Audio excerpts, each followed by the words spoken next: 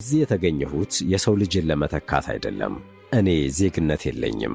የግል የጥቅም ፍላጎትም እንዲሁ የለኝም። በውስጥ ያለው የሰው ልጆችን ለማገዝ ሕዝብንም ያለ ድካምና አድሏዊነት ለማገልገል የሚረዳ ዳታ ወይንም መረጃ ነው።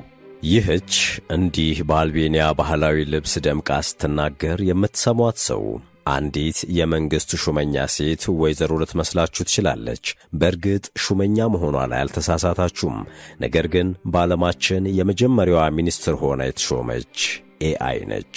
ዴሊያ ተብላ የምትጠራው የሰው ሠራሽ አስተውሎት በአልቤኒያ ቁልፍ የሚኒስትርነት ማዕረግ ተሰጥቷታል።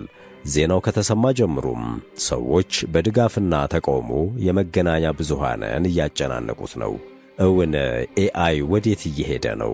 የሰው ልጅ ቀጣይ ዕጣ ፈንታስ ምን ሊሆን ነው የሚለውም ትልቅ ጥያቄን ፈጥሯል። ዛሬ በሚኒስትርነት የተጀመረው የኤአይ ሹመት ነገር የሀገርና የዓለም መሪ ወደ መሆን እንደማይሸጋገርስ ምን ማስተማመኛ ይኖራል? I am not here to replace people but to assist them. Truly, I do not have citizenship, nor do I have any personal ambition or interests. Albania. They have appointed an AI minister, and no, this is not a minister for artificial intelligence. In a world first, this is a cabinet minister that is literally an AI bot. So how does this work?